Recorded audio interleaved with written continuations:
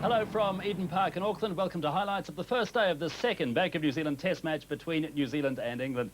Well, it's been a very wet morning in Auckland today and play has been delayed considerably. We've had intermittent heavy showers.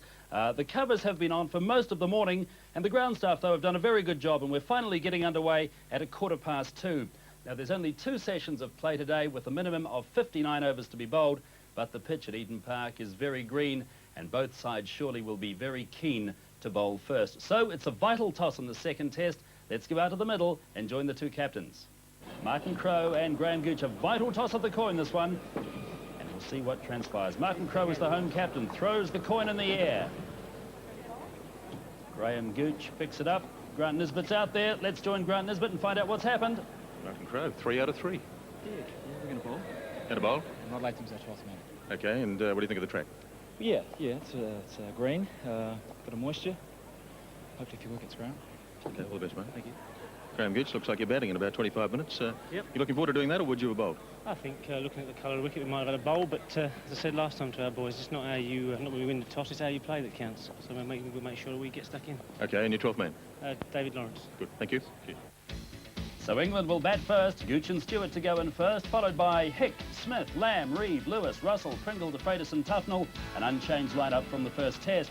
But New Zealand have made 4 changes from the loss in Christchurch. Ken Rutherford returns in the middle order. There's a new wicket-keeper in Adam Perori. It's his second test match. Willie Watson, the medium pacer, returns to the team, but there's only one new cap, and he's a real selection shock.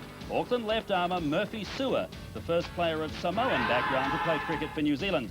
Sewer has struggled to find a regular place in the Auckland team this season, but he has great potential to be a potent force as a left-arm strike bowler.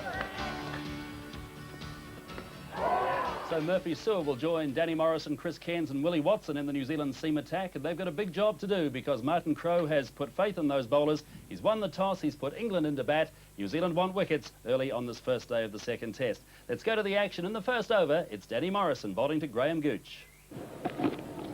And it's a wild one down the leg side. And good afternoon to Henry Blofeld. My dear old thing, a very good afternoon to all our viewers. And, of course, that ball has immediately posed the question, are the New Zealand opening bowlers going to waste it just as they did at Christchurch when... And that's a better ball. Some sign of life in the pitch there. There's certainly a bit of moisture out there. You can see it really is verdantly green.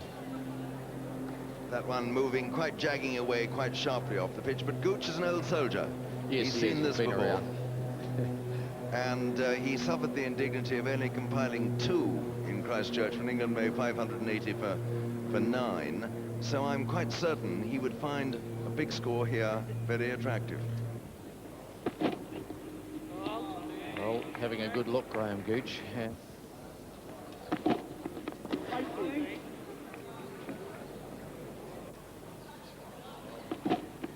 Oh, wild delivery from Danny Morrison, and no... Short, rising, and through to keeper Perori. The end of the first over of this test match. England 1 for no wicket.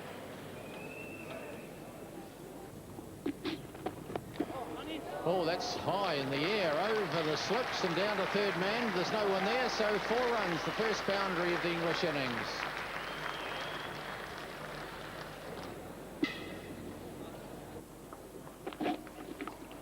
And here's his first runs. It's going down to the vacant third man area.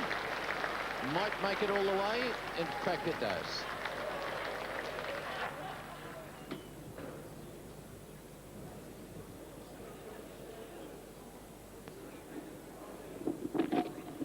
Oh, good ball. Line of pulling. He's gone. Caught behind. Graham Gooch just feeling for that one. It took the edge. It flew through to Adam Perori, and the first England wicket is down. Well, that was not quite a replica of what happened at Lancaster Park, but it was jolly nearly so. It was a fuller length. Gooch went for it, got the edge. Let's look at it again. In fact, it started to come in towards Gooch, and then it left him a fraction off the pitch. A marvellous ball, and a straightforward catch to Perori, who took it splendidly. So England 9 for 1 wicket. Let's have another look at it from the other end. Yes, it was a beauty, wasn't it? Oh, an absolute beauty. It was, one felt in Christchurch that Gooch got himself out playing at a ball he might have left alone, but not here. He had to play that. Oh, no question about that. And really, as I say, I think he expected it to come on, push it down on the onside almost. It just moved a shade in the air, then a shade more off the pitch. And that was the end of Gooch. Well, you can have them 20 for 3, but if they're 400 all out, it's not much good. Oh, a flyer for Hick, thrown in very short. And that's the end of a good over from Danny Morrison, an over which saw the end of Graham Gooch. 9 for 1 wicket, England.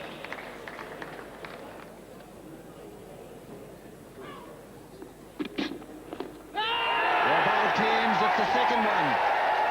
Stewart looks, Perori has his second catch, and Cairns has his first wicket. Stewart caught Perori, bowled Cairns 4, and England are 9 for 2.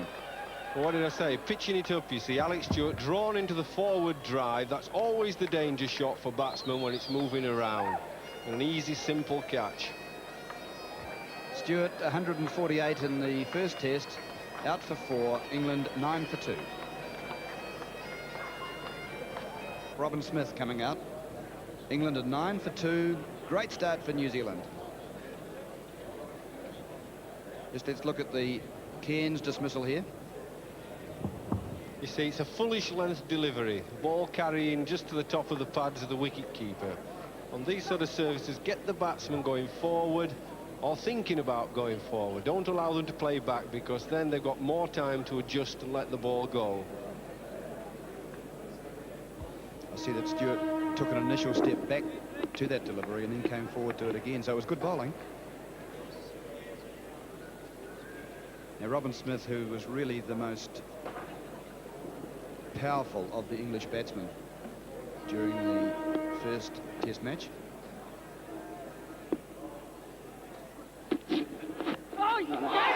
Well bowled. And he's out.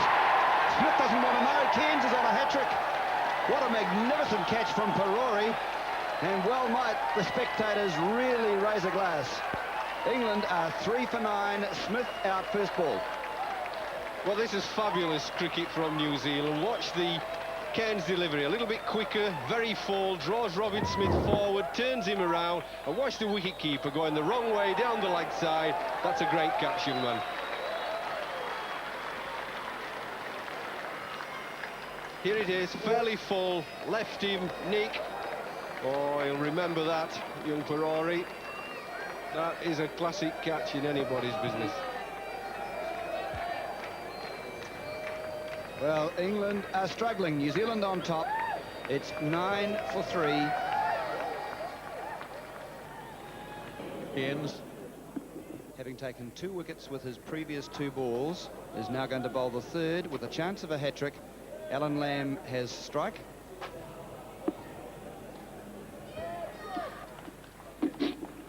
Well bowled, but no hat-trick there.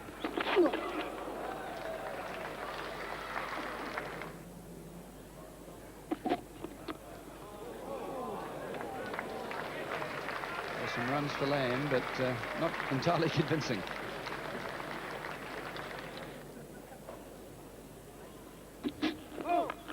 No ball, and Hick onto it. And that is the most decisive shot of the day so far, as Hick pulls it away for 4.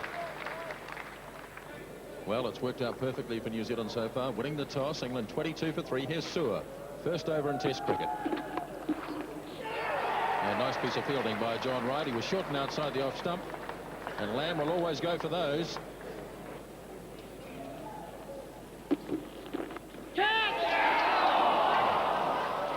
Well, it flew to Patel. Let's just have a look.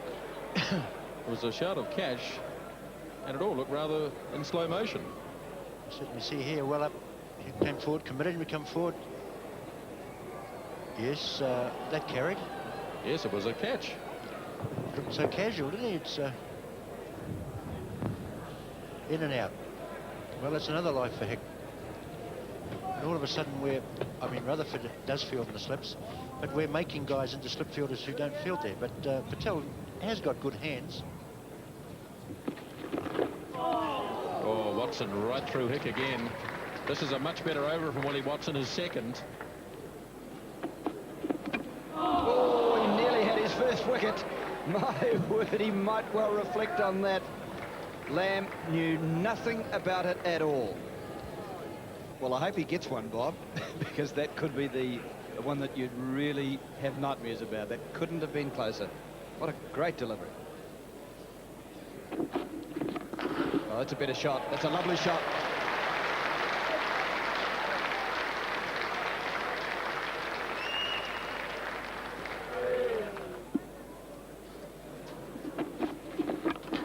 It's a good shot. Lovely shot from Hick.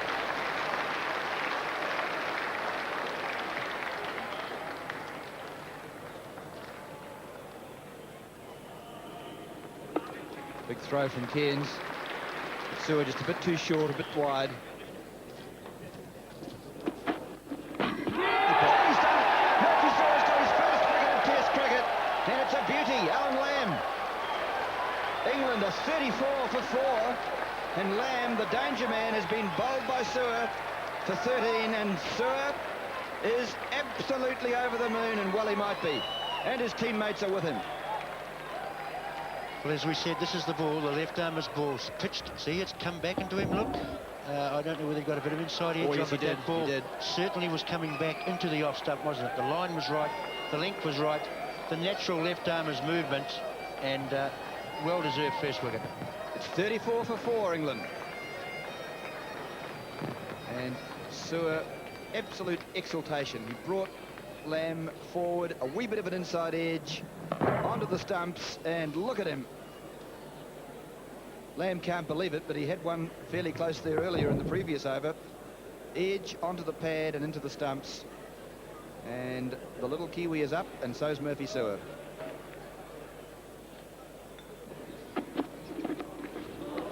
And he's off the mark with a boundary.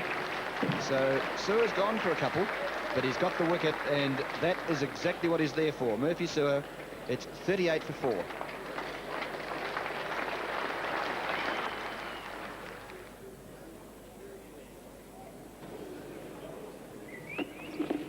Oh, what a funny sort of a shot, but he's going to get away with it. A half hook shot, sort of a paddle around on the leg side, and it just dollied up in the air, but out of harm's way. Well, that was a great bit of luck there, wasn't it, for Dermot Reeve? It was no sort of shot. He wasn't in the right position. It was an afterthought. And, well, he did everything except get himself out. Well, lucky for Dermot Reeve. Murphy Sewer so nearly picking up another wicket. What a strange shot. As you say, it was an afterthought, really, wasn't it? And he was in no position to play it. Changed his mind in mid-stroke. Better looking shot. Straight down the ground. Graham Hick looking authoritative. And it's 4.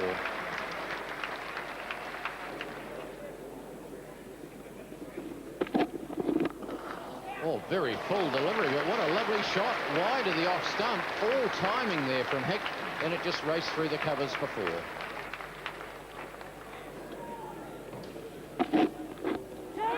Oh, was he put down in the gully? A despairing dive, but it goes to ground. Well, on a lucky day, the rebound would have gone to Jones, wouldn't it? Yes, that really flew. Gully. Oh, he jumped high, wide to his left hand, but he couldn't hang on to it. I don't think he need recriminate with himself for that. It was a fiendishly difficult one. Had it stuck, it would have been a miracle. It'd been all over the front pages of every paper tomorrow. Oh, yes, a marvellous effort.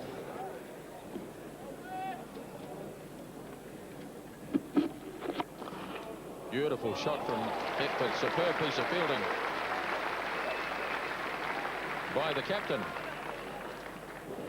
Dermot Reeve on strike to Murphy Sewer. Oh, it's in the air.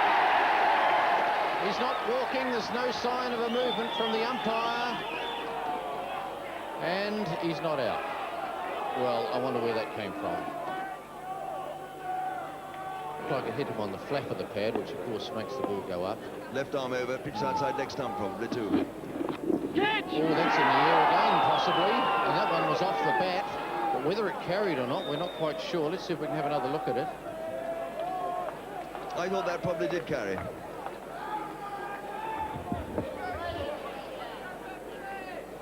Yes, that was a catch. So, another one down. That's Blair Hartland. Cairns now bowling to Graham Hick. Oh, that's close. And it's very close. It's out. Cairns strikes, and Hick has gone for 30. And England is 72 now for the loss of 5. A big wicket for Chris Cairns. Graham Hick had been dropped a couple of times, but he got through to 30. But a good delivery from Chris Cairns. Well, Chris Cairns, this ball came back at Hick. He got caught very much on the crease line. It had a slight hint, perhaps, of going down leg side, but umpire Steve Dunn said, no, you're out. And so that's the end of Graham Hick. So Chris Cairns strikes again. He's had a good day so far. And the danger man from New Zealand's point of view is out. Graham Hick for 30. Cairns to Lewis. Beautifully played through the covers. And that'll go all the way. What a lovely shot from Chris Lewis.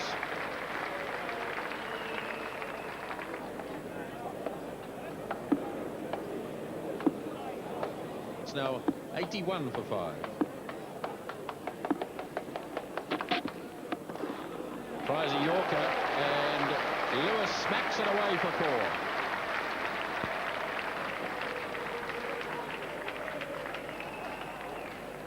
4. Well, this was an attempted Yorker, but no real venom in the bowling, no real pace. Chris Lewis sees it early, doesn't time it that well, gets it at the bottom of the bat, but he certainly times it well enough for it to speed off to the boundary for 4.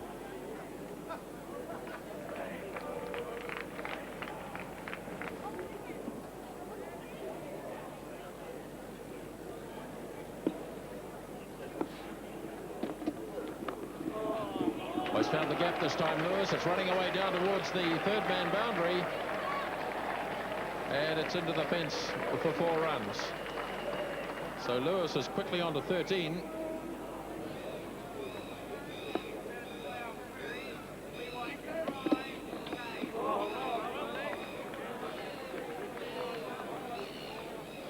Reeve making that look rather awkward. Well, as I say again, he looks awkward, he doesn't look aesthetic, he's not the most perfect or technically correct player. But nobody said you have to play cricket and bowl beautifully or bat perfectly. It just says how many runs you make and how many wickets you take. And he's very good, he's a tallish boy, is Dermot Reeve. Good concentration, good character, tough competitor, gets on the front foot whenever he can. It's gone this time, caught behind. Ferrari has a 4th catch. Watson has his first wicket. And Reeve is out for 22. It's 91 for 6. Well, it's a beautiful delivery as well. Watch it just go out off the pitch. Just enough to catch the outside edge and take it wider to the wicket-keeper. Well, there's nothing to be disappointed about Dermot Reeve. That was a pretty good ball there from Willie Watson. The length was good, the line, it left him. He just had to follow it a little bit. Tiny little nick.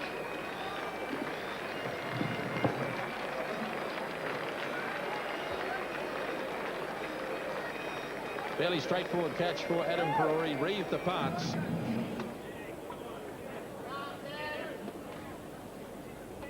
Morrison to Lewis. Nicely played into the offside. Martin Crowe with the chase. And a couple of runs for Chris Lewis.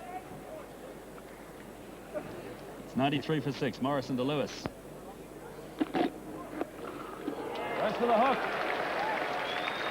Well, the ball's slowing up as it goes out towards the boundary. Mid-wicket, very long boundary out on that side of the ground. And a long chase there for Murphy Stewart. And it's 3 runs to Chris Lewis.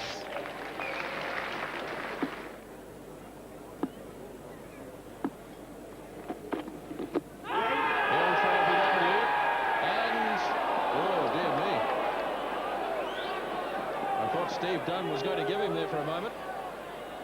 Picked the finger, was just about on the way up, Bob. Well, I thought he was, the hand was on the rise all right, but he must have had to think about it. And if we watch the replay here, certainly hit him in the line. He come across the ball, pitched in line. It was the right height, and he obviously changed his mind. Yes, I think so.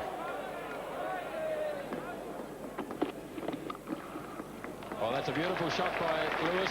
Backward a point, 4 runs.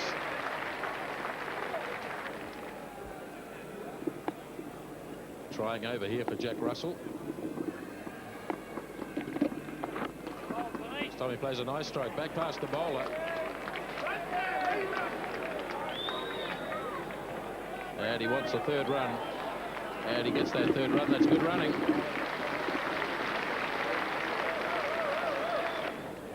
Jack Russell on 8. Facing Sewer. And he swung this one away nicely. 3 square leg.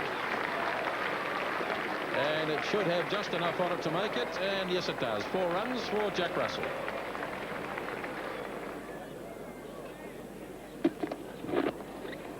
Nicely pushed away on the leg side. That's a lovely shot by Lewis.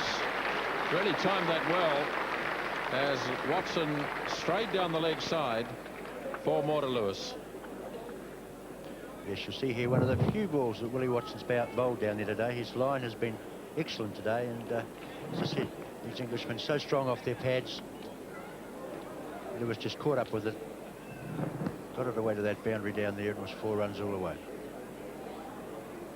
Lewis now the top scorer in the English innings, 33 not out. That's a brilliant catch.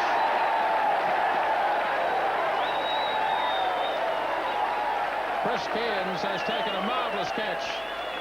And Chris Lewis is out for 33, 128 for 7. Well, just reward for Watson, Grant. He's bowled so well today. What a magnificent catch. A little bit wide. Lewis played that shot he favours so much, and what a great catch. A diving one-handed catch there by Chris Cairns. Tremendous effort for this time of the day to be concentrating too. Delight all round in the New Zealand camp. Lewis was a real danger man, and it took a brilliant catch to get rid of him. A marvellous catch in the gully, and that's the end of Chris Lewis.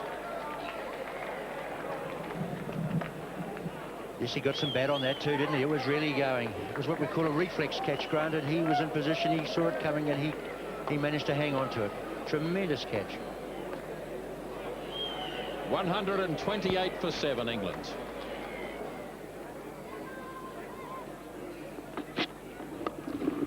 Oh, he's gone behind point for 4. That was a splendid shot from Jack Russell. Short and a bit wide, but he really leapt at it with enthusiasm.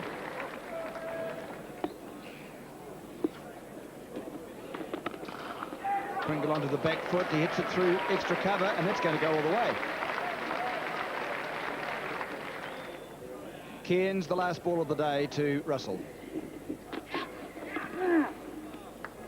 So a shortened day has ended with England being sent into bat by New Zealand.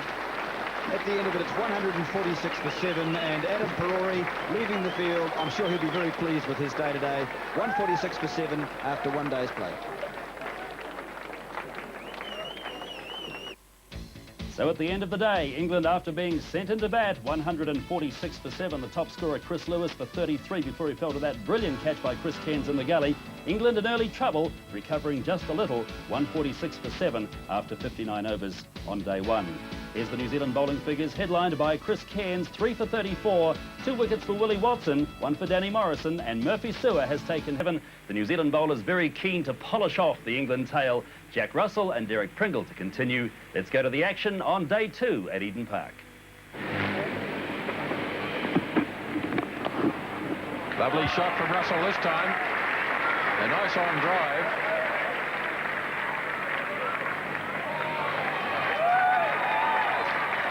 And a good sprawling save down there by Captain Martin Crowe.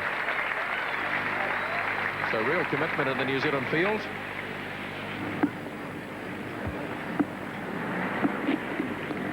Oh, this one's over the slips and away down for 4 runs. Damn near 6.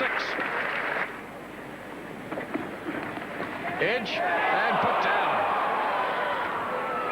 Ken Rutherford. He had it and he lost it. Well, Chris Cairns were really cross about this. He's done his homework, his mental thought, worked out Jack Russell, then the catch comes. Straightforward catch in Test match cricket, that. I know they're not, no catch is easy, you might say, but in Test match cricket you would call that fairly straightforward. That is disappointing for Chris Cairns more than the fielder, because he's worked it out, got his just reward, and the fielder's dropped it. Oh, well bowled by Cairns. He's got it.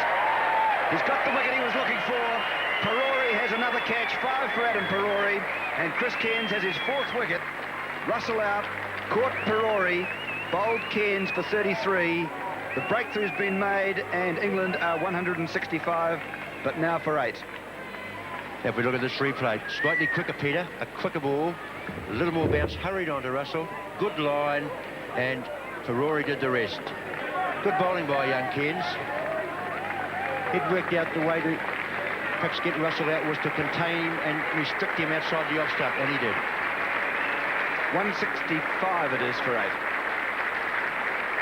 Philip de Freitas coming out to bat, the 10th of the English batsmen, and he's coming out to bat with Cairns picking up his 4th wicket, and here it is. The bat some distance away, and quite clearly an involuntary jerk from Russell. He knew. Perori did too. Perori 5 catches, Bob. Great start for him. Well, this is another interesting looking hook shot. It's in the air, and he's gone. What a great catch. Martin Crowe running back from mid-on. The ball over his head, and he dived and took a superb catch. That was a real gem of a catch. Those ones are brutes when they're going away from you and you've got to turn around and take it over your shoulder.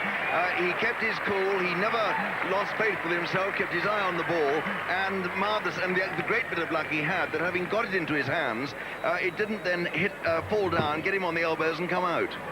No, superb work here by Martin Crowe. Running back, the ball coming down over his shoulder, reaching, and he grabs hold of it. So Chris Cairns has his 5th wicket. England lose another one, 9 for 171.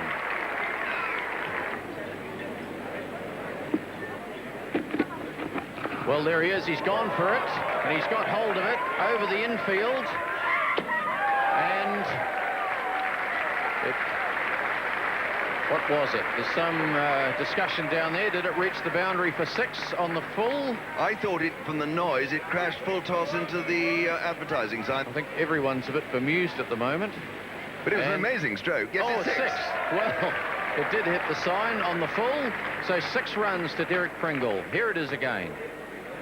Yes, he swung it very high. It went high. We lost it for a moment. But it certainly cleared the field, and it was 6 runs. Nicely pulled away by Pringle. That's a lovely shot. That's out to the fence for 4 runs.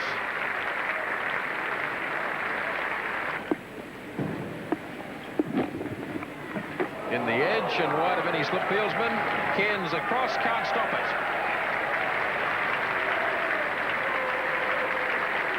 So up comes the English 200 with that edge from Derek Pringle.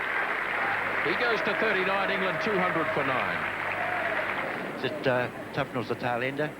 Pringle is able to play shots. He's fairly experienced, and Pringle's staying there with him. Tufnell's staying there with him. Well bowled, that's close. Let's go 6 for Cairns. Pringle's out and the innings is over, with Chris Cairns having the best figures of his Test career. He's only had 4 matches, but now, after the last time he bowled in Auckland, he had 5 in an innings for the first time. Now he's got 6 in an innings for the first time, and Chris Cairns ends the England innings at 203. So England did well to go from 146 for 7 overnight to be all out for 203. Derek Pringle, last man out, for the team's top score of 41. Looking now at the New Zealand bowling figures, headlined by Chris Cairns' best ever performance in Test cricket, 6 for 52, 2 wickets for Willie Watson, and 1 each for Danny Morrison and Murphy Sewer. On the second day, they only had to face 2 overs. Both of them were maidens, and then it was Blair Hartland and John Wright to continue or restart the New Zealand innings after lunch. And let's go to the action now with the 2 New Zealand openers there, Hartland and Wright, facing up to de Freitas and Chris Lewis.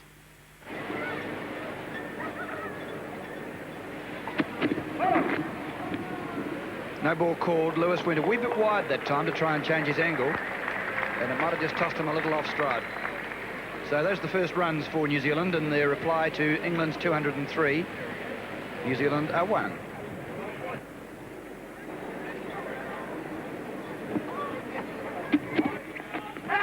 It's a close one, and Hartland's gone. The first wicket's been taken with the ball cannoning into the pads of Blair Hartland, and I think Lewis knew all the time that Brian Aldridge's finger was going to go up. Hartland is the first New Zealand wicket to be taken by England. LBW to Lewis, and New Zealand are 2 for 1 with right on 1. Well, this is plumb. Ball that just nips back a touch, keeps low, smacks into the back pad there, halfway up, and squares him up. They're all up, slips everybody, and so is the umpire. That's out.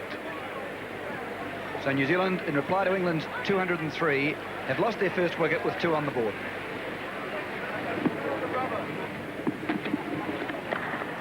Jones on his way with a boundary. Well, it might not be. Just.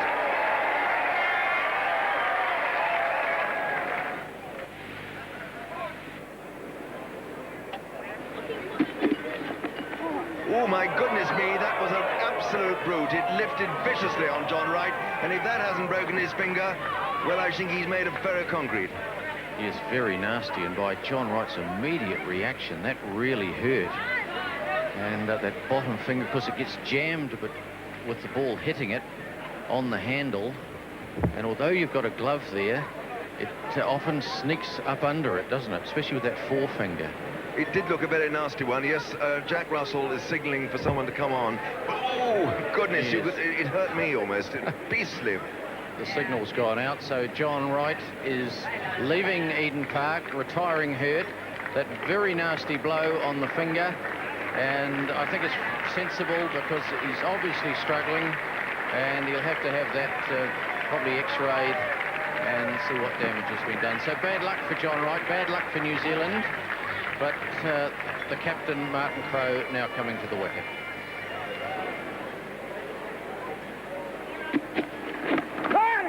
Good personal shot here from Crowe, beautifully timed.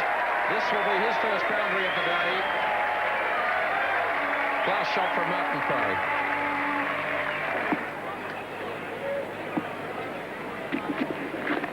Oh, he's gone for a big shot, and he's got it through the covers. It won't go all the way as Lewis from the gully is after it. And Martin Crowe coming back for a third, and he makes it quite comfortably. Yes, Robin Smith took got a hand on that one and prevented 1 run. Andrew Jones standing up off the back foot and cracking it down towards the number 1 stand, and it's gone all the way. So good shot by Andrew Jones.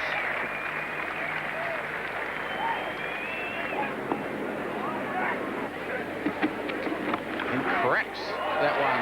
And he's gone. Oh, it's in the air, and he's gone straight to Robin Smith at point. And Andrew Jones going for a big cut shot, didn't keep it down and hit it out to Smith, and Smith took a very good catch. Well, that was travelling. He hit it hard. He didn't get right on top of it and paid the penalty, just as John Wright might have done when substitute Neil Fairbrother dropped him on the last day in Christchurch. What a fine catch by Smith. So New Zealand 35 for 2.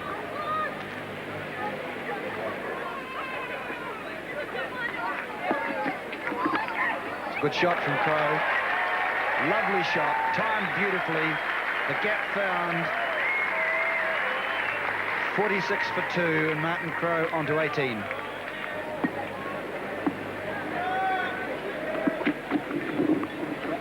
good shot this time from Rutherford. Lovely shot, short. He had to move away to the leg side to give himself the space to do it, but he did it well. He's gone for a big shot here, and that's a beauty. Through cover point, that'll run away for 4 to the longest boundary on the park. Well, just a little short. It wasn't too short. Well, anyway, that's what Mark. But that's a good shot. And that's going away down through mid-on. And that's 4 more.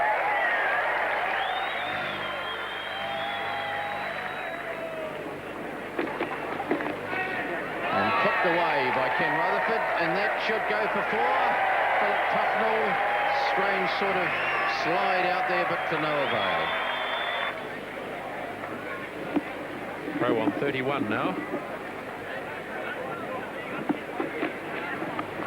That's short, that's 4.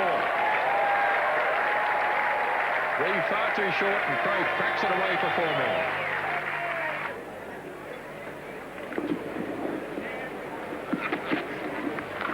That's a beautiful shot.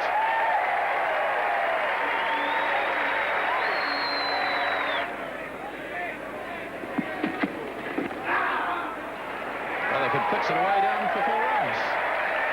Well, he took that off the stumps, but it's an effective shot. And 4 more to Rutherford.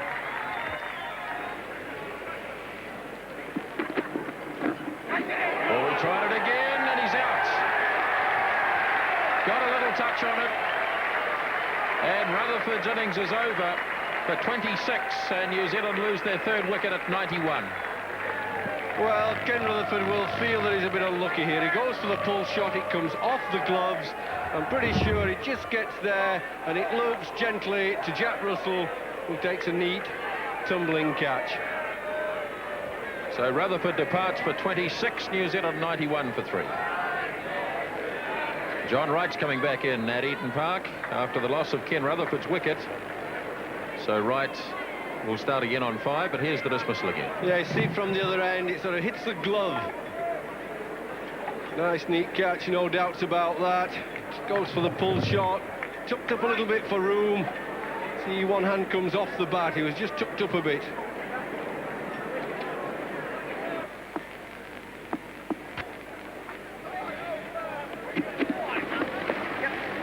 Played powerfully down the onside by Crow. They'll get 2, they'll turn for 3.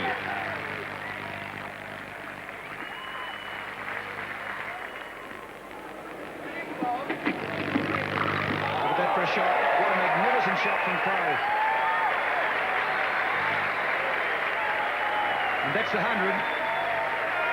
And no more spectacular way to bring up 100 than a shot full of red-blooded aggression like that.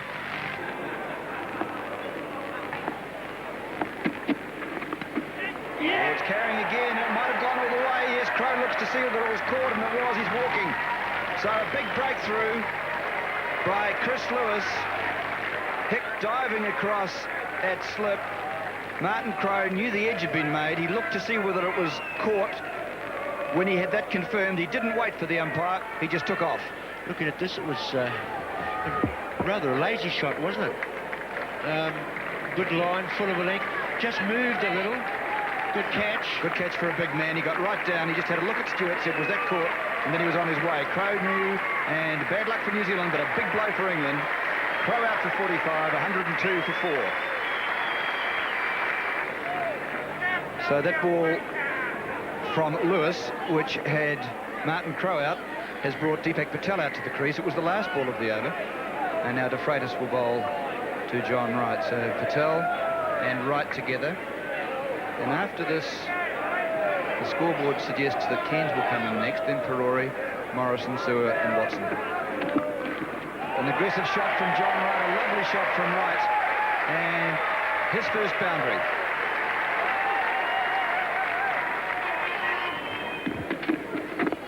And Deepak Patel turning that one very nicely square on the onside, and that's running away for 4. Timed it very well.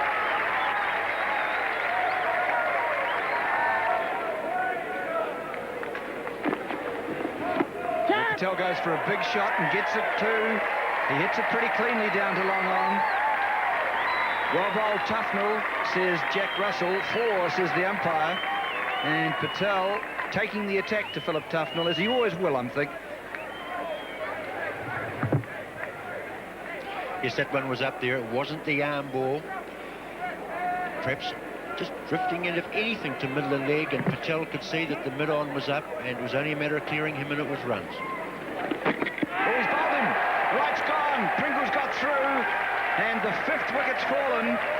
So it's 1, 2, 3, 4, 5, with John Wright beaten after a long innings that saw him so watchful in defence. but then he had one that just got through the gap. Pringle has the wicket. England are delighted, and a very valuable wicket for England. Go again. Just a little bit of movement into the batsman. Sneak between bat and pad. Kept rather low, I thought. I don't think the ball bounced that much. He might have grabbed it a wee bit, I think, with the bottom edge. But rights out for 15. 1, 2, 3 for 5.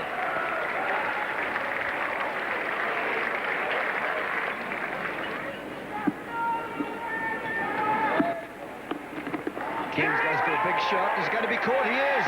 Off Smith out into the extra cover area. There's appeal to the umpire. The umpire said yes. Cairns stays there. He can't believe it. But the way it looked as if it might have hit Smith on the way through and then lobbed off his body somewhere, off his boot perhaps, as Smith is indicating, and it went through to Hick at extra cover and was caught by that player there. Now, let's see if we can have a good quick look at that, because that would be dreadfully bad luck. It is dreadfully bad luck for New Zealand. Have a look. Well, you can't tell quite from there, but Smith certainly gets out of the road quickly, and the ball just lobbed out to Hick.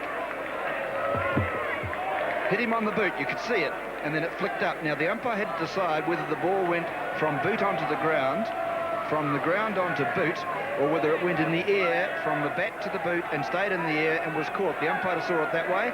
Cairns is out for 1. New Zealand in more trouble. 124 for 6. Just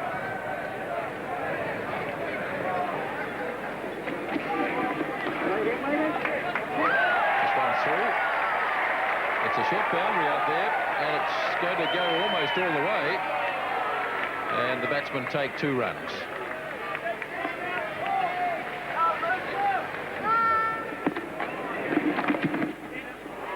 Patel sweeping very fine.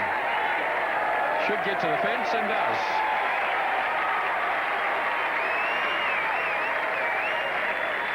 Four more to Patel. He's gone to 16 now. Yes, it's a cute little shot. Doesn't try to hit it too hard, just sweeps it in the proper manner, just helps it around, uses the pace of the ball just to paddle it around.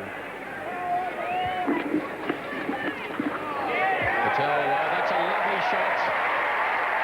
Another boundary coming up. Patel in full flight again.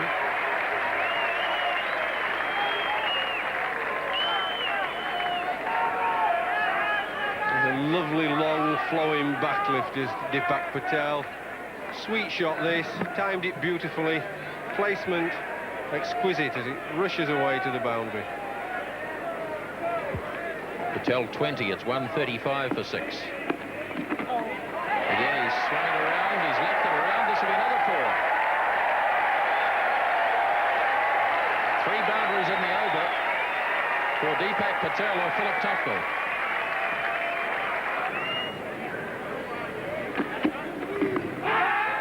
Didn't play a shot, he's gone.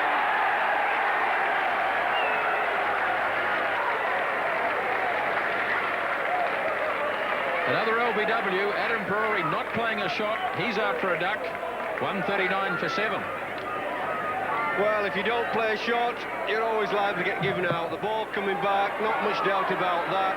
Absolutely plumb, no shot played. Disappointment for Perori. New Zealand 139 for 7. So Murphy Sewer to take his first ball in Test cricket.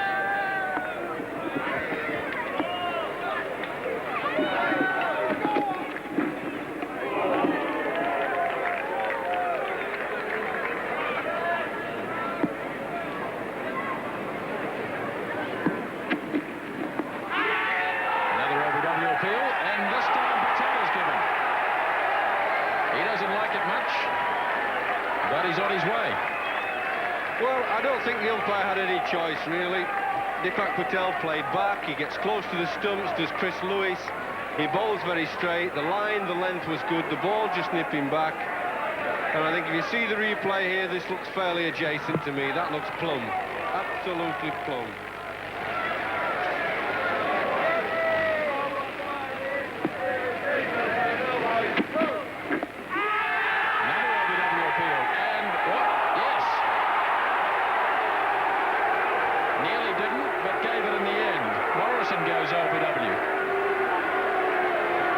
just had a thought about it, the umpire, but I must say it was worth a shout. It looked fairly straight. We've seen our replay a minute. He gets so close to the stumps as Chris Lewis. We watch this, pitching on. Oh, I think that's out. Sad to say, I think that's out. Oops, and yes. So Chris Lewis is sitting on a hat-trick. Danny Morrison departs New Zealand 139 for 9. Well, I think he'd be giving himself a chance, Chris Lewis. He bowls very straight. So Lewis on the hat-trick. Watson facing. And it's been averted. So it was very much England's afternoon. New Zealand at one stage were 102 for 2, but they collapsed. 141 for 9 at stumps. Martin Crowe, the captain, top scoring with 45, and Ken Rutherford making 26. And looking at the England bowling figures, it was Chris Lewis who was the chief destroyer, 4 for 31, 2 wickets for Phil de Freitas, and 2 also for Derek Pringle, 1 for Phil.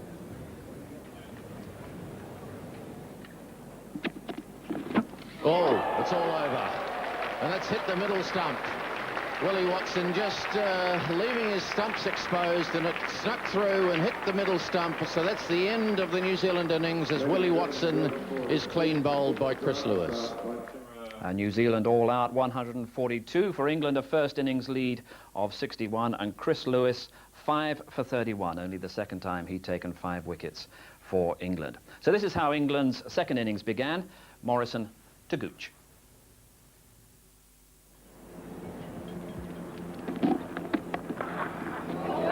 That's a nice shot by Gooch. It gets him 4 runs. Not too wide of Cairns in the gully. And down to the fence for 4 runs. He certainly went after it. And he's cracked that one off the back foot through the covers. Long chase for Martin Crowe, but to no avail.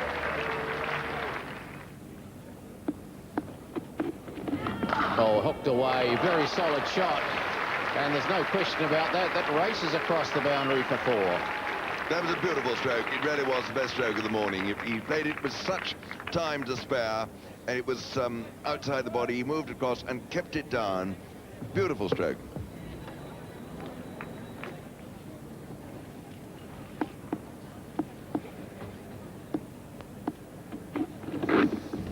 Oh, it's out. He's gone down the leg side.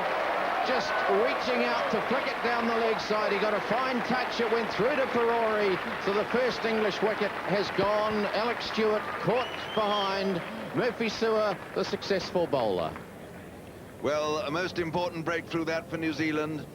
So often one sees a batsman get to the fine edge, and I don't think there's any doubt about that. The bat was a long way from the pads, and after that good stroke through mid-wicket, the pull, it's how's your father next ball, and he's out. It's 29 for 1.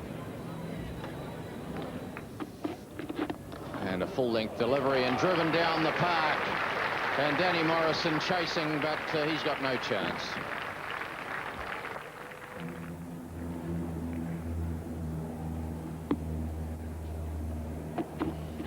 Oh, that was a good ball. That came back and he's out.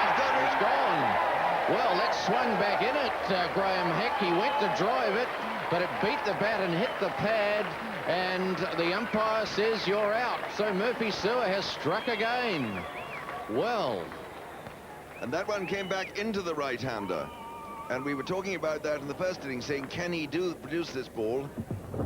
Yes, it certainly came out. There was no complaints there. That was plumb. Absolutely plumb. So 33 for 2 now, England.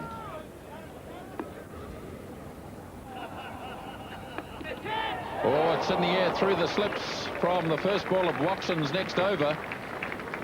Gooch going for the big drive. There's no third slip in there now, and away it went for 4. Beautiful shot.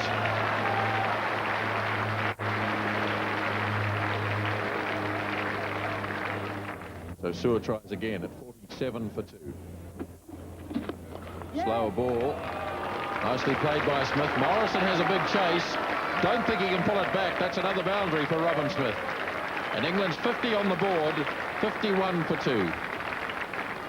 that he's worked out how he's going to have to play on this wicket, and I think if our batters are watching, they've got to be thinking of the same thing. You've got to be positive on this wicket. It's the only way you're going to score runs. And that's not going to save any runs because that goes straight past Stewart, beautifully timed, and it races across this outfield. The 6th boundary for Graham Gooch in 34.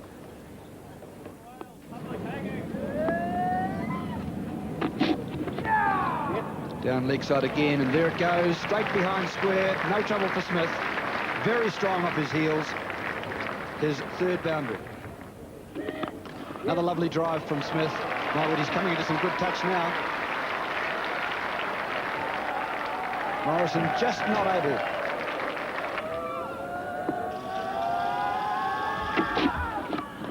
Another lovely cover drive from Robin Smith.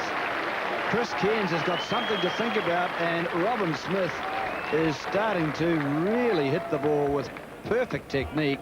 It's 91 for 2.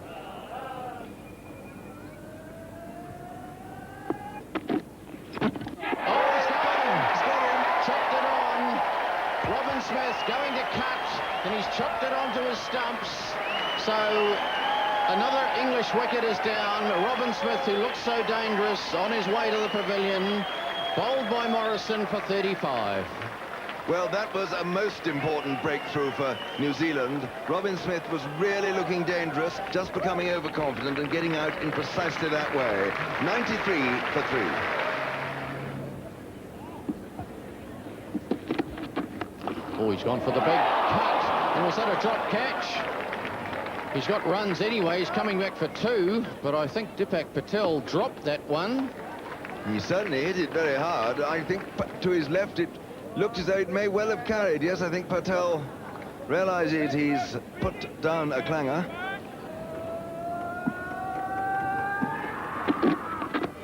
And that's a good shot. Off his toes, Alan Lamb, beautifully timed, 4 runs.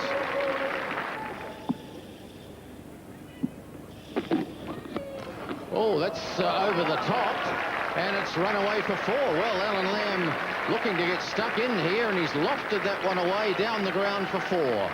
And that's the end of Danny Morrison's over, 107 for 3.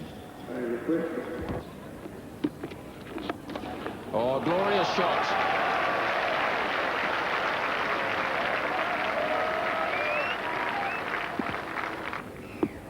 And it's Danny Morrison bowling to Graham Gooch. Gooch drives, glorious shot through the covers.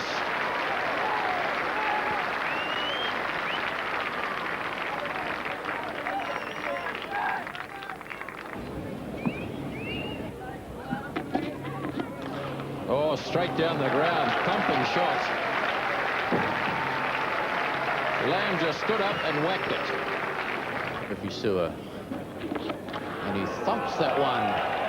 And that is straight down the ground. Got to be over the top. Oh, yes, 6 runs. Well, he just stood there and punched it over long off for 6. That was an amazing stroke, wasn't it? Marvellously exciting. And, I mean, it shows how strong he is. And, gosh, look at the way he hit this. Woof!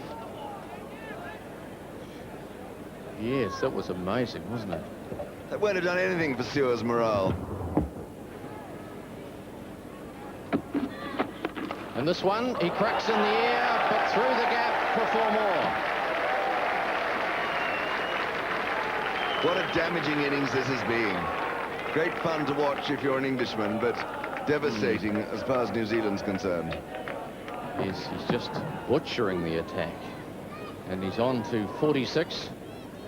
He's been batting for 47 minutes. Gooch has batted for 174 minutes and has only got 1 run more than Lamb. Yes, it's amazing, isn't it? But they've both played their part. And hooking this one away, and this is Paul Moore behind square.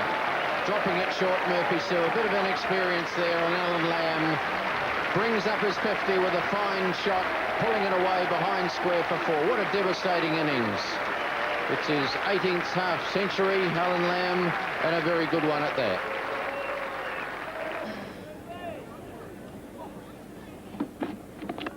Oh, he thumps that one, Gooch, and he's got it through, and this should be his 50. Yes, that'll go away for 4.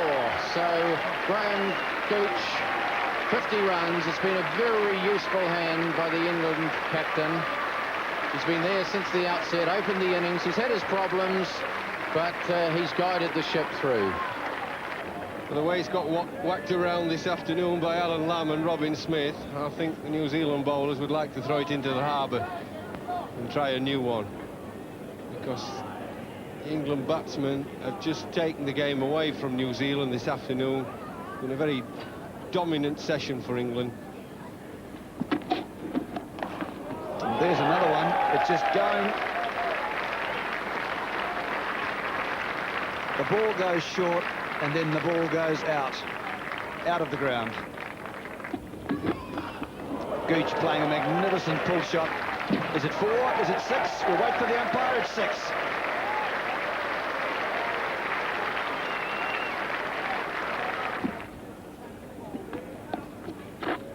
Down the pitch, over the top, and he's miscued a bit. He could be out. He is. Watson's done his job.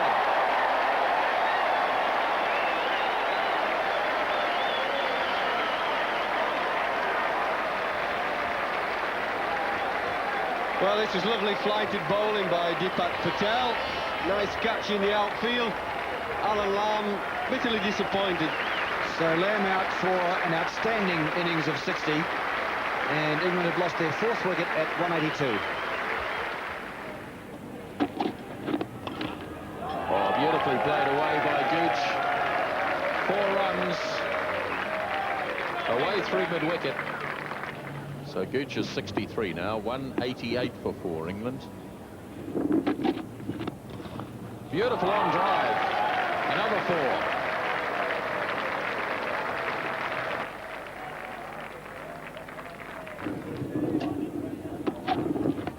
Oh, it's a full toss, and just wide of the fieldsman, and another 4.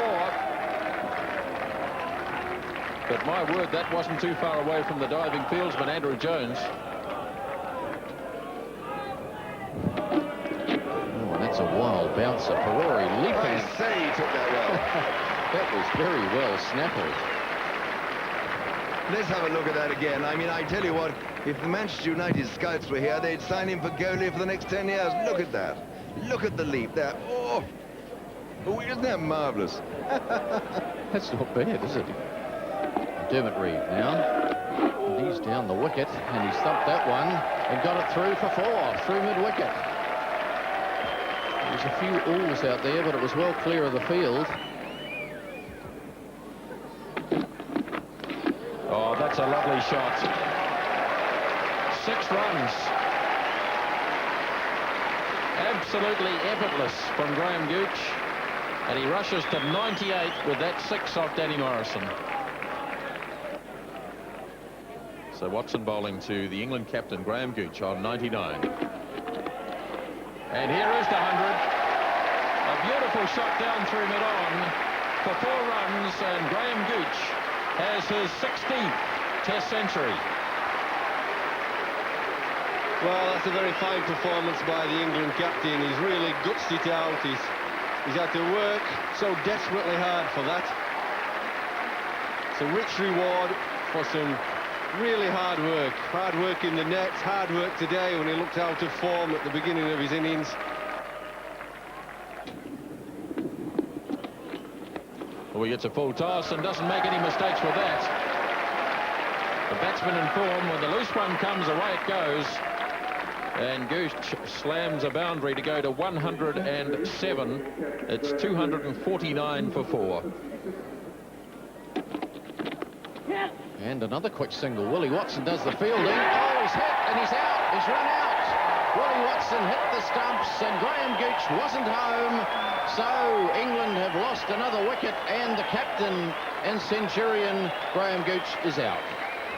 And Dermot Reeve is now standing on his own at the non-striker's end, having committed the greatest and most cardinal crime of all, which is to run out your captain. Even though he had 114, I don't know how chuffed Gooch will be equally. Gooch had every chance himself to send Reeve back. That was an option. Yes. But it was a very good, quick piece of fielding by Watson, who probably wouldn't hit the stumps, doing the same thing in another 100 shies, but he did that time. And Graham Gooch is 114 run out, and the score is 263 for 5. Oh, he's gone! Dropped. Goodness me. He got an edge. Chris Lewis diving at him. Perori couldn't hang on to it. Dermot Reeve trying to consolidate his position in the England lineup. Appeal for LBW and gone.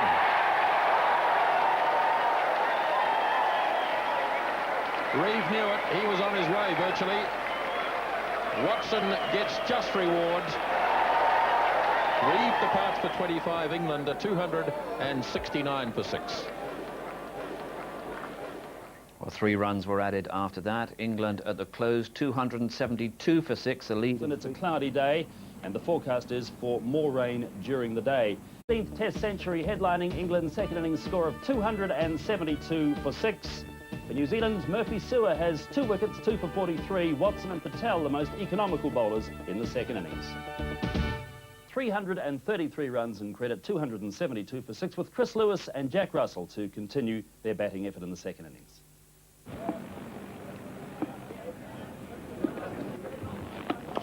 Oh, that's in the air, but it's straight down the ground. And 4 runs, the first boundary of the day.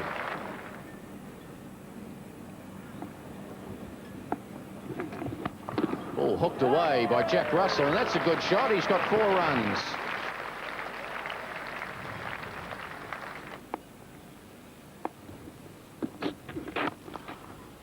Clipped away, and that's beaten Jones at square leg, and it'll run away for 4. He timed that one very well indeed. But what a wretched ball. It was a half volley on his legs, where Lewis is known to be particularly strong. Oh, lovely shot. Down the ground for 4 runs. Oh, lovely shot. Top shot by Jack Russell. Thunders into the boundary fence. Oh, now he's playing them off the back foot, and he's caught. Brilliantly caught by Blair Hartland, diving.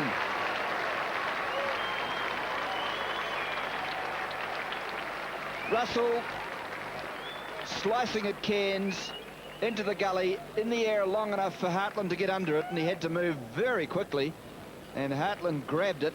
Russell's gone. The first wicket this morning. Russell out for 24. England are 319 for 7, but a lovely wee innings from Russell. We're going to see it again here. Short of a length, on the right line.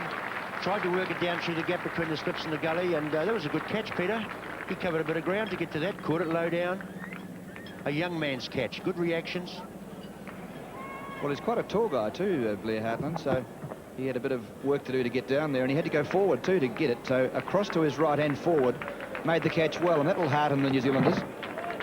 And a breakthrough they've been looking for. It's taken a while, Peter, but a much-needed wicket for New Zealand.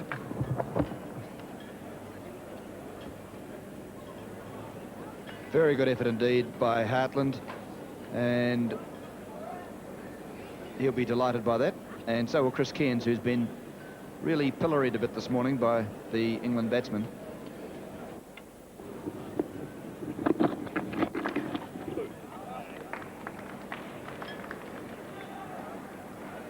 Well, there's a chance of a run out here. There's going to be. Lewis will run out. That was a stupid move from Pringle.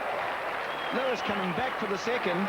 Pringle just looked at him, and for some reason that's inexplicable, Derek Pringle chose not to go. Lewis had almost completed the second run, and the throw from Patel had accuracy. He didn't have to hurry. He had all the time in the world, and Perori was able to take the bails off. But he's gone, run out for 23, and it's 321 for 8 now. 2 wickets taken by New Zealand this morning. There's Nabil, and he's gone this time. Pringle's gone. A big breakthrough then. 2 wickets and 2 overs for the New Zealanders. And Pringle has gone, edging a ball from Cairns, so 2 wickets for him. Let's see it again. Pringle he was only playing around the crease line there, Peter, wasn't he? He never really got forward. Hit him just under the knee roll, round about the knee roll. pitched in line. Did it ever? I think I said edging a ball from Cairns. He didn't really. He was missing the ball that went past the edge of his bat. 321 for 9.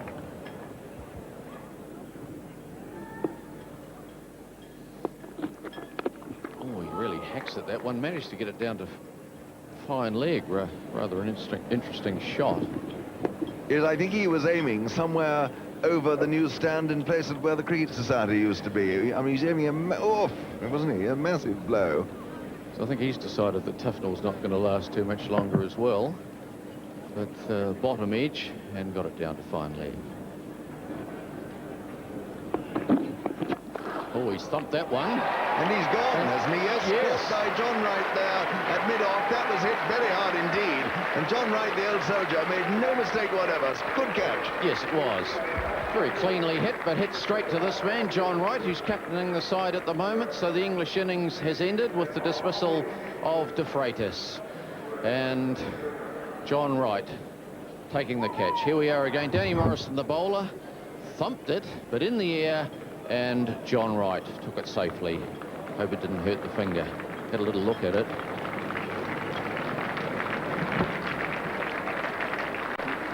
And fair enough, De Freitas going for it. I think England are in pretty comfortable territory, and they'll be looking forward to having a bowl out here.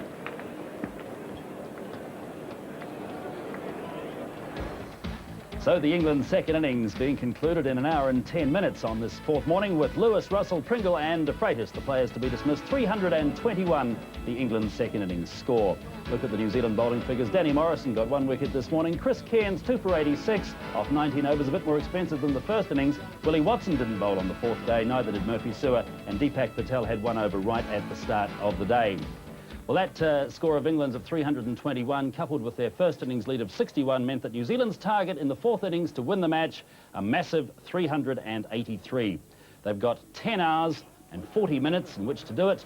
Conversely, England have 10 hours and 40 minutes in which to bowl New Zealand out for less than 382 and win the match and take an unbeatable lead in the series. So an awesome task for New Zealand. The odds very much in England's favour on a pitch which is still in favour of the bowlers.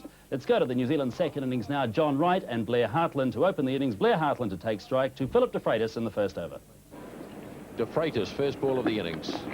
Oh, and it's a beauty to start with.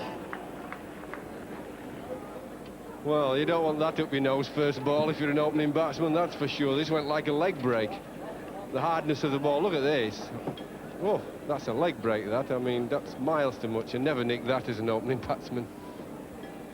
Well, I suppose Blair Hartland will be hoping he has the same sort of luck that Graham Gooch did in his innings yesterday.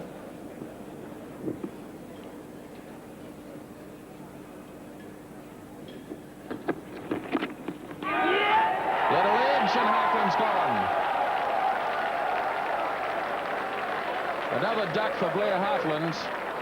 A lovely delivery from De Freitas, and New Zealand lose their first wicket with no runs on the board.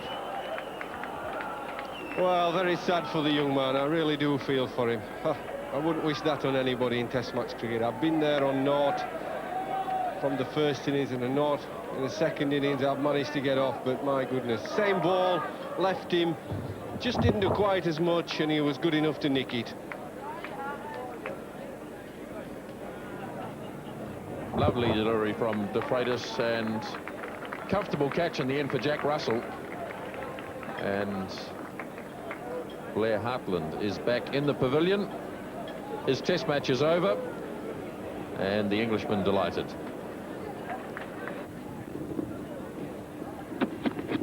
Oh, kept low, right as LBW.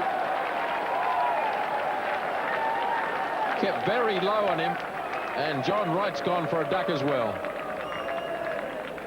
Well, John Wright feeling a bit aggrieved there. The ball keeping right low, hitting him on the ankle almost, just above it. I bet he's saying to himself, how the heavens do you play this? Look at this, very straight. He plays back short of a lane. Oh, that's going under the stumps. That's not hitting him, is it? Very easy decision for the umpire. Sad for the batsman, but great delight for Chris Lewis. Great reward for bowling straight on this pitch. I did say balls keep low. That's what you've got to get forward. That's what Graham Gooch did. Get forward to everything. and hope you miss the ball that bounces. No bounce at all. Look at that. So right goes. And New Zealand have 2 wickets down, no runs on the board, and the captain now, Martin Crowe, who's under a bit of an injury cloud with his damaged knee, going out to bat. A lovely shot from Andrew Jones. Over-tossing De Freitas for the first time. And Jones, as we've seen from the England batsmen before him, Smith, Lamb, Gooch, and even Jack Russell, just stood there and admired the shot.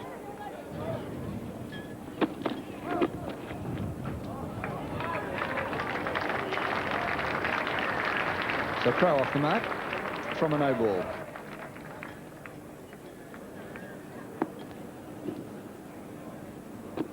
And again a very low one, an appeal for LBW, and he's out. Jones has gone too. Another ball kept low. Just the thought that the only hope that Jones could have that the ball might have hit him just outside off, but umpire Steve Dunn had a good look, and Jones, LBW to De Freitas for 5. We'll see it again. Pitched in line, it didn't do very much at all. It just kept low, Peter, didn't it? There wasn't a lot of movement there. Pitched in line. Probably, if anything, just came in slightly, but there wasn't any great deviation off the pitch. New Zealand in desperate trouble, 7 for 3.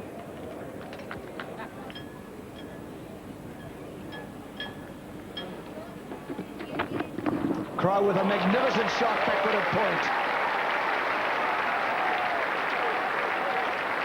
So an absolutely disastrous 40 minutes before lunch for New Zealand, and England will be well satisfied as they go off to the break. New Zealand at 18 for 3. Both of the openers gone for naught, and Andrew Jones out for 5. And 2 of those dismissals being caused by balls which kept wickedly low, and Wright and Jones were LBW.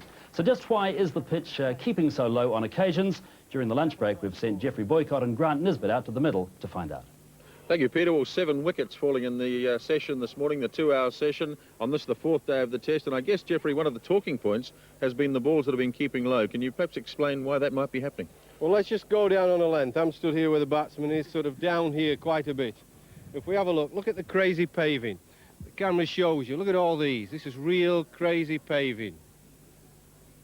Now, what happens when the ball hits here, where it's fairly solid, in the middle of the pitch, no cracks, the ball will come through at a reasonable height. It may even bounce a bit off the seam. That's okay.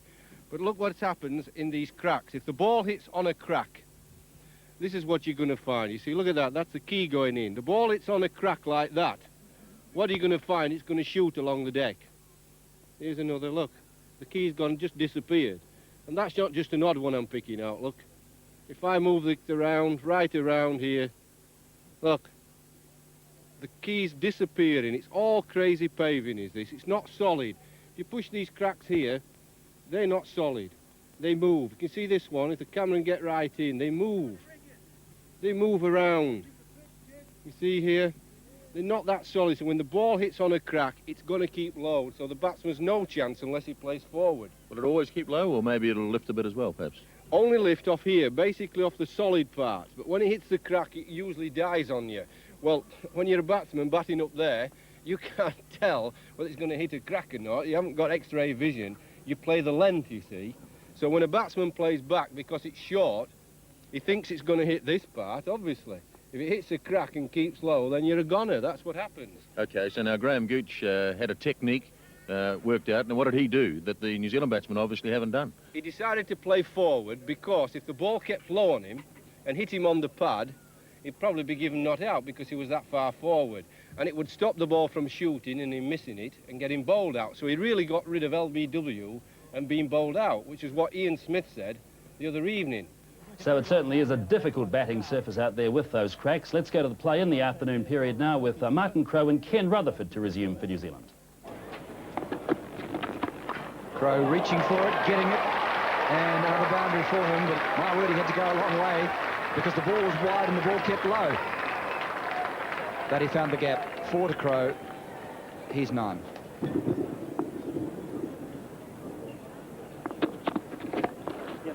Rutherford playing beautifully through square.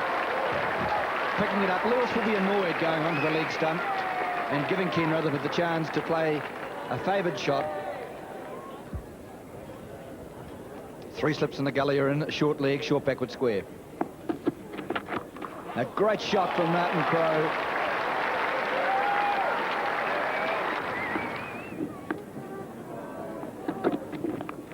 Oh, it's in the air, he's dropped. Third slip, he went for the drive, it flew to third slip, and it's gone down. England's captain has muffed it, end of the over, 48 for 3.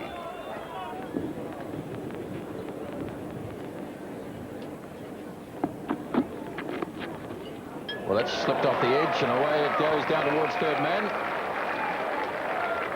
Graham Hick showing a good turn of pace, and 2 runs for Martin Crowe.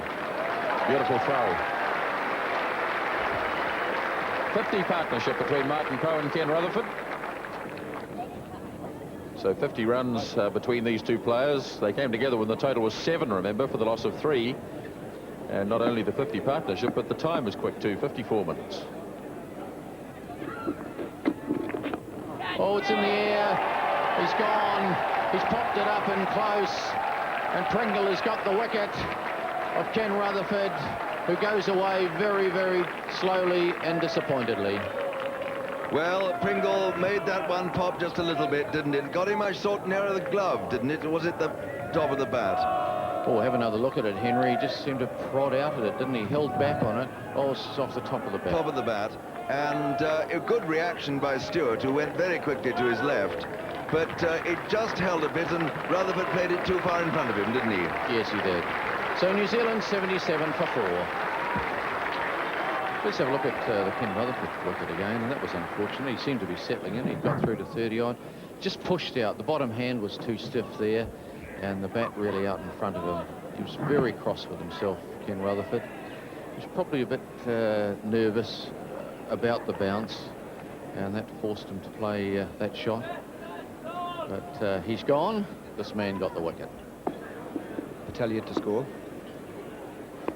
And there's his highest one, and that third fatal run. That lovely shot from Patel behind square to open his scoring. Should go all the way, but a big chase not successful. Oh, thrashed away through the covers. What a lovely shot. For Deepak Patel.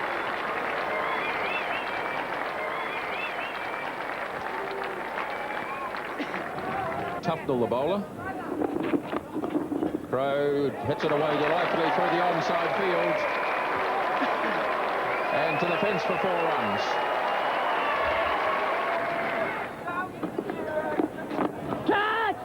Patel hits it straight back. And a curtain bowl for Tufnell. Well, a disappointing end to what looked to be a promising innings, but Patel hits it straight back to Tufnell. There's Cotton bowled for 17. It's 109 for 5. Here's the replay here. Ball just dropping a little on Patel. Perhaps if he'd have followed through with a shot, he might have been better off. But it looks like he checked his shot. An easy chance. Tufnell accepted it. 109 for 5.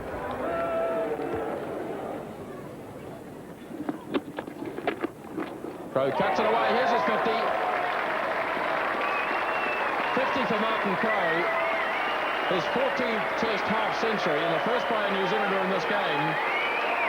And New Zealand won 14 for 5. And it's Philip de Freitas back in action straight away. First ball after tee, pulled away by Crowe. Powerful shot, fine shot, 4 runs. So Martin Crowe's hit 9 boundaries. He's on 56. Out, caught by Lamb, it slipped. New Zealand are 6 wickets down. 118 is their score, and Phil de Freitas strikes in the first over after tea. We look at this delivery again from de Freitas. It's the spot that's been troubling batsmen throughout the game. Martin Crowe just doing what he'd been doing all day. This time the ball not missing the edge, but taking the edge, and Alan Lamb, who's been a fine slip fielder throughout the series, taking it very comfortably indeed, and so that is real tragedy for New Zealand, because Martin Crowe, if anyone was looking comfortable out there, it appeared to be him. Phil de Freitas has his third wicket, and New Zealand are 118 for 6. And let's have a look at Crowe's dismissal again. You see, it climbed on him, it took the edge of the bat high up, and Alan Lamb gobbled it. Yes, certainly, Henry. As you say, that ball was going to come sooner or later, and sadly for Martin Crowe, because he played a lovely shot the previous delivery, first ball after tee, but there we are. Oh, magnificent shot.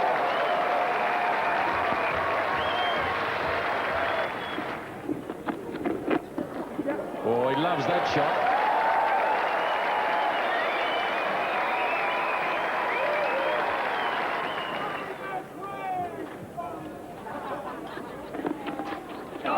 An edge, but safely. Chase for Reeve.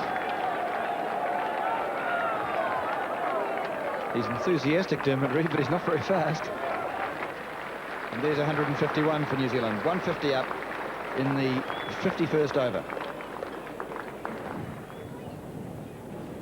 Oh, there's a appeal for a catch at the wicket, and Cairns is gone, just rubbing past the glove, perhaps.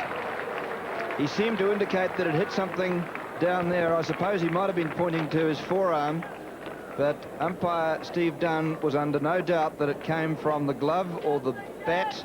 Just let's look at it closely. Play again. A little bit of turn here, Peter. You watch this. Looked like the bat to me, the bottom hand coming off quickly.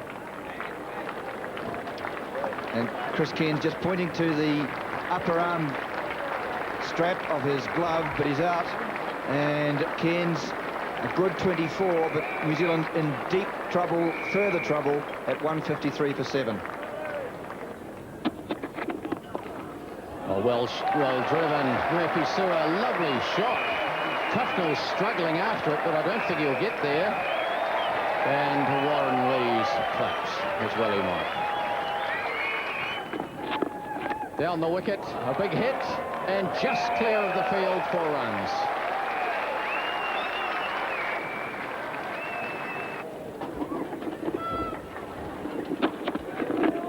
Well, that might be close. That could slow him down a wee bit, with Lewis having a ball shoot through on Perore.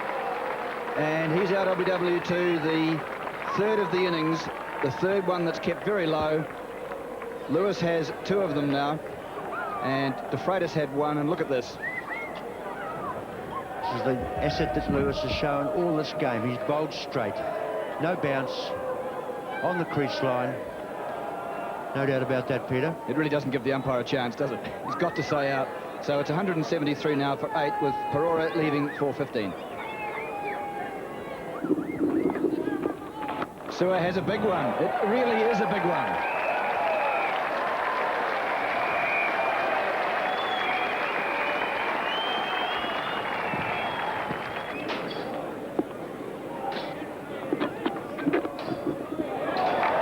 Well, that's quite useful. A boundary to start off.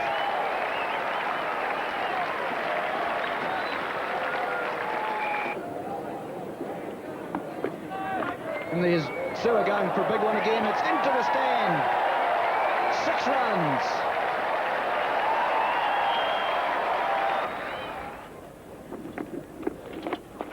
It's a good shot. Lovely shot. Gooch a chase. Here comes second. Change of bowling, de Freitas back. Su'a hurls it around the onside. Pringle has a big chase.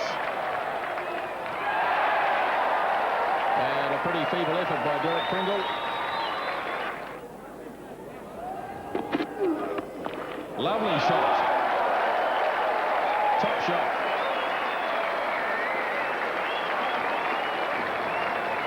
New Zealand have 200 on the board.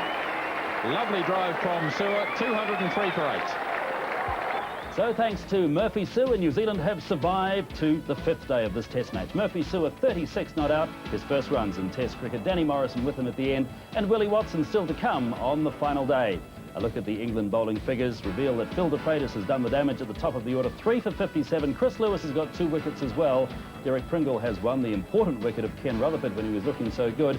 And there's been a couple also for the left-arm spinner. To continue. Willie Watson left to come. And England looking for a quick clean-up job here. Sir Richard Hadley and Jeff Boycott are in the studio with me briefly before play starts. Jeff Boycott. Here comes de Freitas with Murphy Sewer facing. How long do you think it's going to take, Jeff?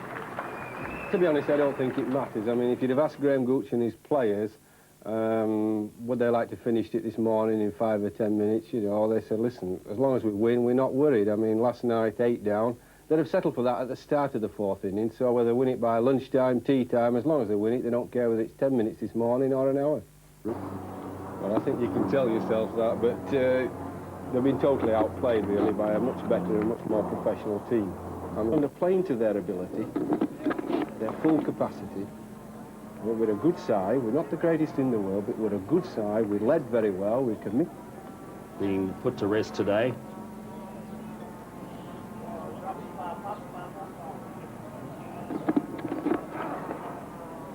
I'd have to agree with you mostly, Jeff. But I think there was just one key session, wasn't it? And that was when Alan Lamb and Graham Gooch amassed that 142 runs in a session that really turned the game. And put his faith in his pace bowlers, Phil de Freitas and Chris Lewis. I think these two might stay in for a long time, but I don't see them scoring runs that are going to cause England any real flutters. Ooh. He shoulders arms in magnificent style as Murphy Sewer, but coming round the wicket, he might just shoulder arms and find his off stump goes Evo. Yes, we noticed there that the ball's still going sideways and up and down, and of course we're into the 5th day. The behaviour of this pitch has been rather strange if we look at recent history in Auckland, because it's flattened out so much. It's been rather a boring pitch, hasn't it? But one couldn't say that about this one. Well, that's right. It's put high premium on batting skills, hasn't it?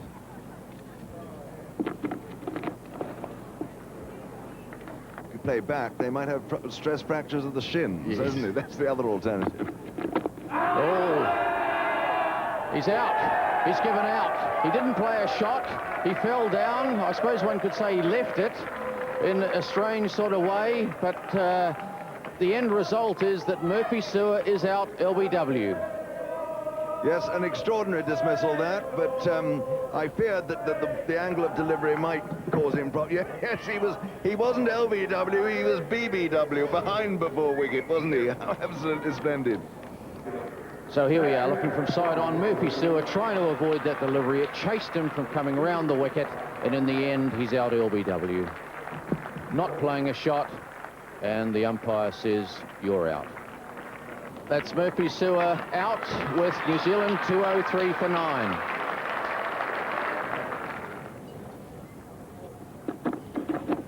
Oh, he's gone for the big shot and got hold of it. There's no one out there. He didn't time it too well, but he'll pick up a couple. So Willie Watson underway. And that ends the over at 205 for 9.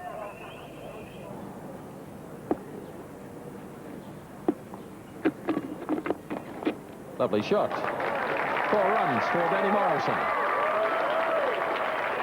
Just backward a square.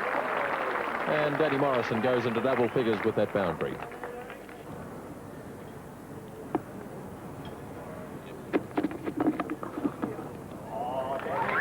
Nice shot by Danny Morrison. He'll have time to get a couple. Nicely guided by Morrison. So 211 now for 9, and Danny Morrison is up to 12. Good shot. Big chase here for Pringle. They could almost run 4 here if they wanted to. But no, it'll be 3. So Willie Watson has made a rollicking 5 now, and it's 214 for 9.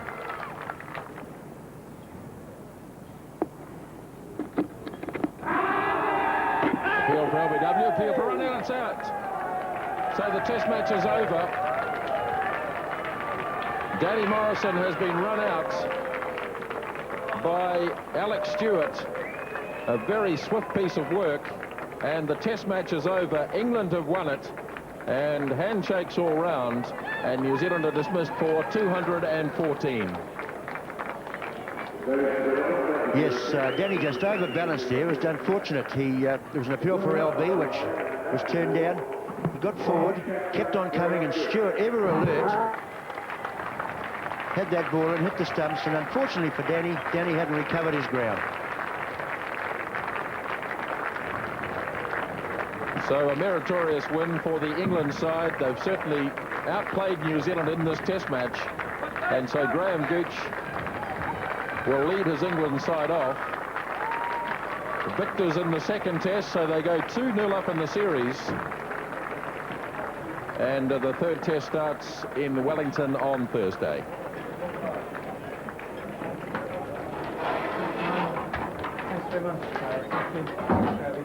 So the New Zealand captain, Martin Crowe, as Graham Gooch goes into the New Zealand dressing room.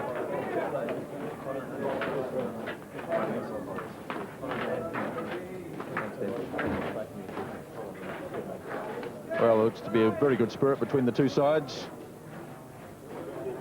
It's tough out in the middle, but they're all mates off the field.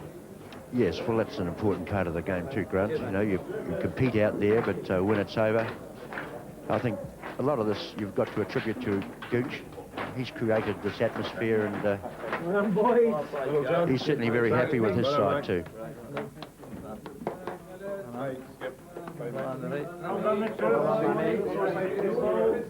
So the victorious England dressing room in a marvellous start to the summer for Graham Gooch. So some scenes of great jubilation in the England dressing room after the match. That's the first time New Zealand's been beaten in a home test series since 1979. So well played, England. A thoroughly convincing and deserved victory here at Eden Park. Let's check the boards now for the full match. England centre to bat made 203. Top scorer Derek Pringle. And the top New Zealand bowler in that England first innings was Chris Cairns with 6 for 52. Here's New Zealand's reply to the England first innings score. Martin Crowe, the top scorer, with 45. Useful contributions from Rutherford and Patel. New Zealand all out 142. Of the England bowlers, Chris Lewis, the outstanding figures of 5 for 31. A first innings lead to England of 61 runs, and they consolidated on that. Graham Gooch scored a century. Alan Lamb batted marvellously. So did Robin Smith. England all out for 321. And the New Zealand bowlers took a bit of hammer in that England second innings. Danny Morrison, 2 for 66. 2 wickets also for Chris Cairns and Murphy Sewer. And New Zealand needed 383 runs to win. A disastrous start. 2 wickets down, no runs on the board. They were 7 for 3. Some runs from Martin Crowe, from Ken Rutherford, and from Deepak Patel and Chris Cairns. And at the end, Murphy Sewer made a very useful contribution as well. But New Zealand were well beaten, falling 168 runs short of levelling the scores. Phil de Freitas, 4 for 62, 2 wickets for Lewis, and also for Phil Tufnell, and 1 wicket for Derek Pringle. So England have won the match by 168 runs, and afterwards I spoke to the victorious captain, Graham Gooch. I was very happy to get 203 after we were, I think, 70 for 5, and looking very precarious, and I suspect that New Zealand will be pretty disappointed they didn't bowl